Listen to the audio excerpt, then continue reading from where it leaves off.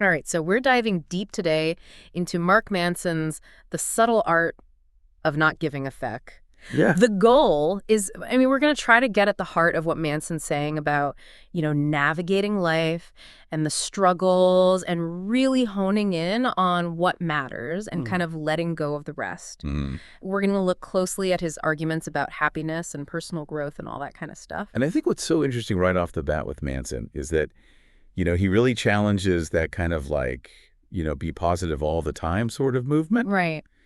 And instead of just like chasing happiness all the time, he really suggests that like maybe a better way is to kind of like lean into the struggles a little bit. Yeah. And accept them and be like, okay, this is part of life. Yeah. For the listener, if you're tired of feeling that pressure to always be upbeat and happy, Right. this is a fresh perspective. Yeah, yeah. It's really about, being present with the problems that you actually want to be working on in your life. Absolutely. And so the heart of this whole philosophy kind of comes down to this idea of giving fewer fecks. Right. Which isn't about, just becoming some sort of apathetic blob on the couch. Right. It's more about being selective with your energy. Yeah. So, where are you investing your emotional energy? Yeah.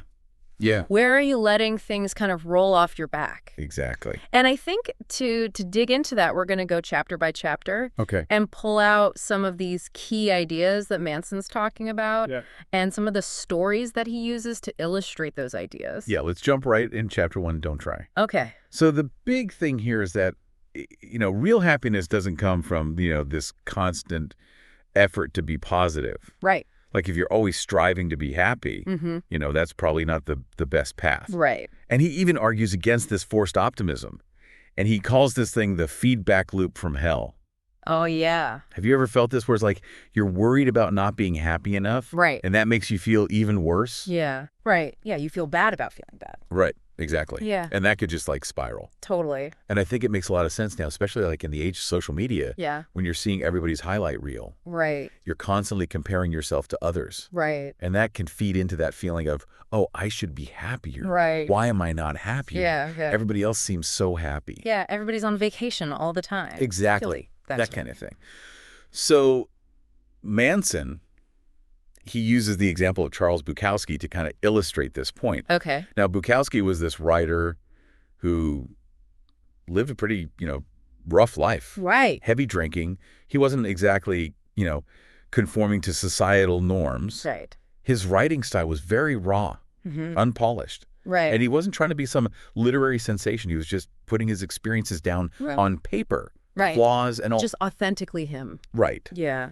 And so what's really telling, I think, about Bukowski's story is that he achieved success not through this, calculated pursuit of fame or recognition, but just by expressing himself honestly. Right. Even the messy parts of his life. Right. And what's interesting is that really connected with people. Right. That genuineness resonated. Yeah. And it's funny because sometimes, I think when you try so hard to be something, right, or you try so hard to like polish this image, yeah, it doesn't actually resonate as much as just being like, who you are and letting that out. Right. Yeah. And Bukowski's epitaph, which is don't try. Yeah. Really embodies this. It's not about being lazy. Right. It's more about like, finding your own way. Yeah. By not forcing it. Yeah. By not, chasing external approval. Yeah. It's just about being yourself. Be authentic. Right. Yeah.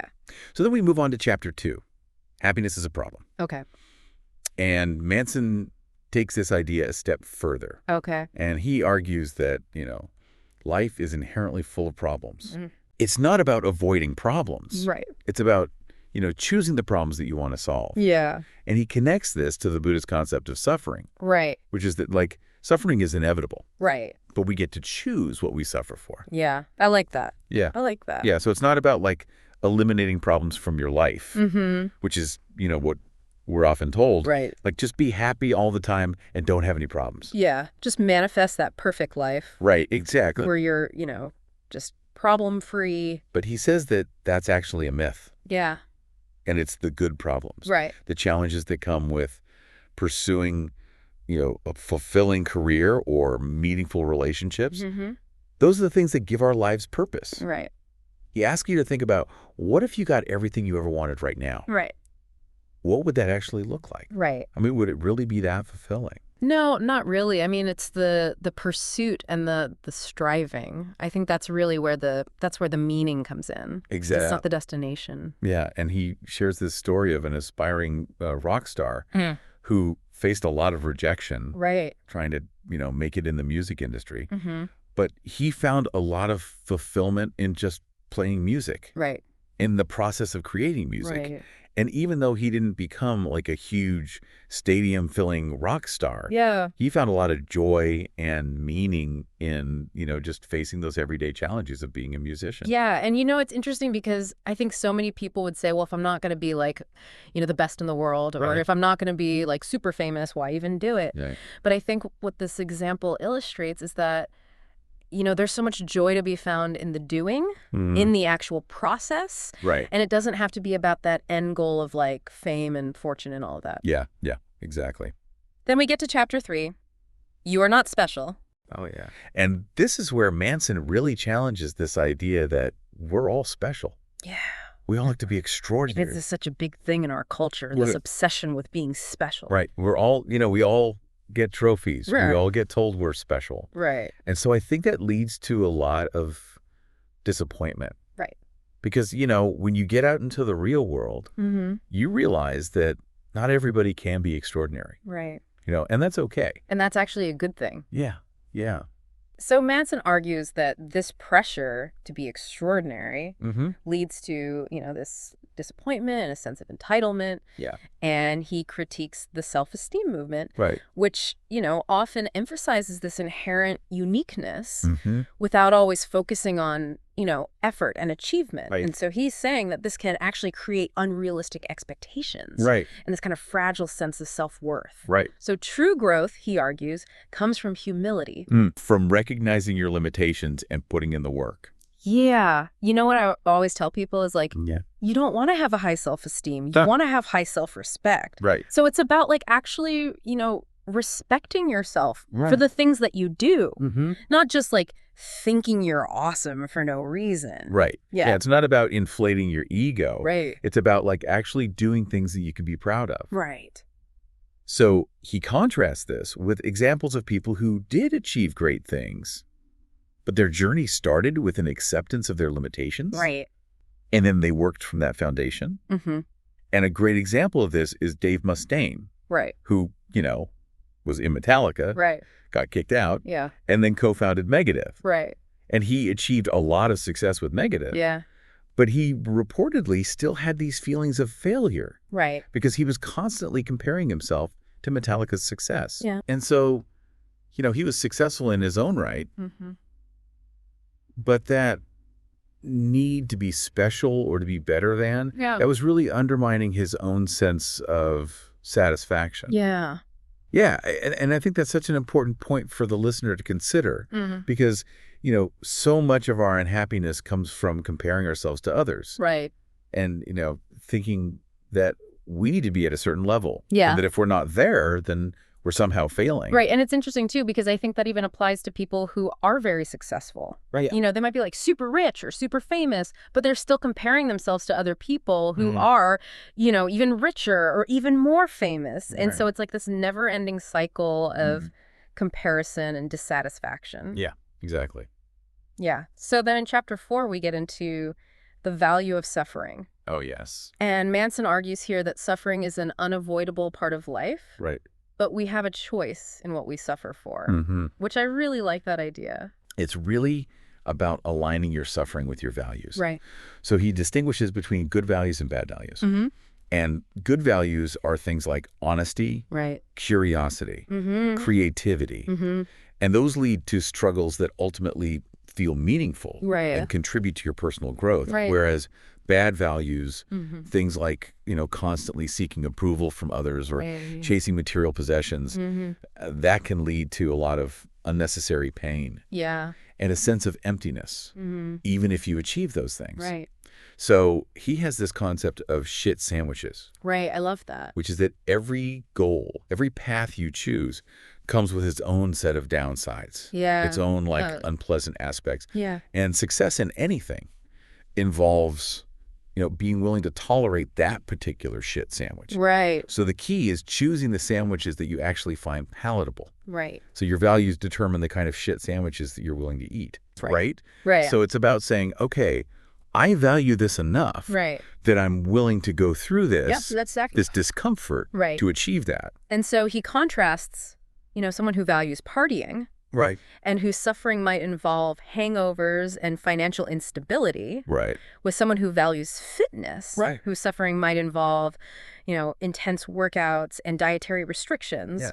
And while both, experience discomfort, the long-term outcomes are likely to be very different based on their values. Totally. So then we get to chapter 5. You are always choosing. Okay. And this chapter emphasizes the responsibility that you have for your own emotions and reactions. Even when you're facing difficult circumstances. And so he argues against blaming external factors or other people for your unhappiness. He says that that's a way of giving away your power. It's really about taking ownership. And he connects this to Viktor Frankl's idea. That even when we can't control what happens to us, we can control how we respond. And I think that's such a powerful idea. Because, we often feel like we're victims of circumstance. But we always have a choice in how we react. And blaming others might offer temporary comfort. But it ultimately keeps you stuck. And it prevents you from, taking steps to actually improve your situation. Yeah, and he uses this example of a friend who, after a breakup, was constantly blaming his ex for his unhappiness. And he was just miserable, and he was just stuck in that misery. And it wasn't until he made a conscious choice to take responsibility for his own healing and started focusing on himself that his life actually started to improve. And so it's a great example of how the external circumstances might not change, but your internal response can. And that's what makes all the difference. Yeah. And that's, I think, where the power lies. So then we get to chapter 6. You're wrong about everything, but so am I. Okay. And this is where Manson gets into the limitations of certainty. And he says that, being willing to question your beliefs and embrace doubt is really crucial for personal growth. Yeah, because our brains are wired with all these biases and our perceptions are not always reliable. We think we know things, but we might be wrong. Yeah, I'm right. You're wrong. Exactly. And so he introduces this idea of the backwards law, which is that sometimes the more you want something, the harder it is to get. And give the example that, the more you constantly strive for happiness, the more unhappy you might actually become. You're so focused on being happy that you're not actually experiencing happiness. Exactly. Yeah. And he also talks about how, admitting when you're wrong is not a weakness, but actually an opportunity for growth. And he shares his own experience with this. Where, initially he believed that material wealth would solve his problems. But he eventually realized that it was deeper relationships that brought him satisfaction. And so he had to admit that his initial assumptions about success were wrong. And I think that's something for the listener to consider as well. Yeah, what are you assuming is going to make you happy? And is that actually true? Or are you chasing something that's not actually going to fulfill you in the long run? So then we get to chapter 7, which is all about failure. Yes. Failure is the way forward. Yeah, and Manson argues here that failure is not something to avoid, but it's actually crucial for progress. Exactly. And that trying to avoid failure actually hinders growth. Whereas embracing it can build resilience. And really important skills. And he calls this the do something principle. Which is that, taking action, even if it's imperfect, is far more valuable than waiting for the perfect moment or a flawlessly crafted plan. And success, he argues, is often this cycle of trying, failing, learning, and adjusting. And repeating that cycle. And he contrasts this with perfectionism, which is where the fear of not getting something exactly right prevents you from taking that first step. It's so paralyzing. And he uses J.K. Rowling as an example, who faced numerous rejections. Time before Harry Potter got published. And it was her persistence, that led to her success. And so it's such a, powerful reminder that, even when things are tough, Yeah. you just got to keep going. Keep going. Right. Yeah. So then chapter 8, the importance of saying no. Okay. He argues that setting boundaries Mm-hmm. and being willing to decline opportunities or commitments Yeah. is really crucial for Yeah. a meaningful life. Yeah, I like that. And saying no to the things that don't align with your priorities Mm-hmm. frees up your time and energy Right. to say yes to what really matters. To the things that matter to you. Exactly. Yeah. And he points out that commitment inevitably involves trade-offs. Mm-hmm. So if you're trying to do everything Right. and please everyone, Mm-hmm. you end up spreading yourself too thin. Yeah. And you dilute your impact in the areas that are actually important to you. Right. And he also makes the point that in relationships, Mm-hmm. honesty and clearly defined limits Mm-hmm. can strengthen those bonds Right. more than constant agreement or a lack of boundaries. Yeah. I think that's so important. Yeah. And I think a lot of people are afraid of setting boundaries because they're afraid of, hurting other people's feelings or creating conflict. Mhm. But actually, boundaries are really healthy because they help you to protect your own time and energy. Right, yeah. And they help you to be more authentic in your relationships. Exactly. And so he uses the example of a couple where one partner had a habit of overcommitting Mm-hmm. to various obligations. Right. And this was causing a lot of resentment and stress in their relationship. Mm-hmm. And so when they started to establish healthier boundaries and say no to certain things, Mm-hmm. their relationship actually improved. Yeah. It's about protecting your time and energy Yeah. for what really nourishes you. Yeah, and for the things that you actually want to be doing. Right. As opposed to feeling obligated to do everything. Exactly. So then finally we arrive at chapter 9, and then you die. Oh, yeah. And that title itself, I think, is really powerful. Yeah. It's a reminder of our own mortality. Right. And Manson argues that this awareness of death Mm-hmm.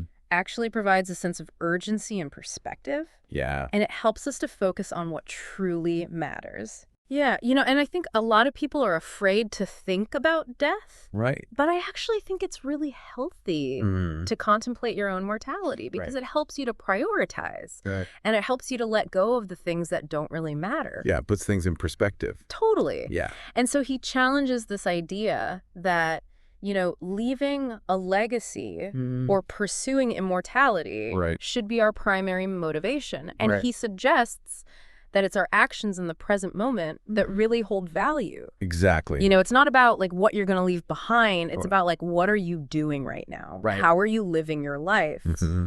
And he references Ernest Becker's work, Right. The Denial of Death, Yeah. to explore how, our fear of mortality Mhm. can lead us to pursue meaningless goals, Right. as a way to distract ourselves from this truth. Right. And he argues that facing our mortality directly can be a liberating experience because it forces us to evaluate our priorities Right. and to let go of, the things that really don't matter. Exactly. And he shares a story about the death of a friend Right. and how that experience really shifted his perspective Mm-hmm. and made him realize that, he wanted to focus on deeper connection Right. and more meaningful pursuits. Right. Yeah. And I think that's a really powerful message for the listener. Yeah, I mean, I think, when we think about death, it can be scary, Right. but it can also be a really powerful motivator Mm-hmm. to live a more meaningful life. Right. Yeah. So to bring it all together, Mm-hmm. the core message of the subtle art of not giving a feck. Yeah. It's not about becoming apathetic Right. or indifferent to everything. It's Yeah. really about choosing what you care about, Right. prioritizing values Mm-hmm. that lead to meaningful struggles, Yeah. accepting the discomfort that comes with that, Right. and letting go of the need for constant positivity and the pursuit of trivial concerns. Yeah, it's about choosing your Yeah. battles Yeah. and being okay with not being okay all the time. Yeah. Separately. So for the listener, I Yeah. would say, what are you giving a feck about right now? Right. And do those things actually align with your values? Right. Are they leading you toward growth, Mm-hmm. even if that growth is uncomfortable? Mm-hmm. And where could you maybe choose to give fewer fecks? Right. And what would that free up in your life? Yeah, and I think that's such an important question for all of us to ask ourselves. Right. Because, we're all so busy Mm-hmm. and we're all so overwhelmed. Right. And so it's easy to get caught up in things that don't really matter. Right. And I think Manson's book is a really great reminder Mhm. to step back and to really evaluate, Right. what's important to us. Exactly. And to let go of the things that aren't. Yeah, I love that. Yeah, so I hope you enjoyed this deep dive Yeah, me too. into the subtle art of not giving a feck. This was great. And I hope that, it gave you some food for thought. Yeah. And some things to consider in your own life. Exactly. As you navigate the world. I think this is a book that everybody should read. Yeah, I agree. It's so relevant. Yeah, and it's funny, too. Mm-hmm. And it's thought-provoking. And I think even if you don't agree with everything he says, right. It's just really good to challenge your own assumptions. Yeah. And to think about things in a different way. Right. Totally. So yeah, this is great. Awesome. Thanks for joining me. Thank you. And we'll see you next time for another deep dive. All right. See you later.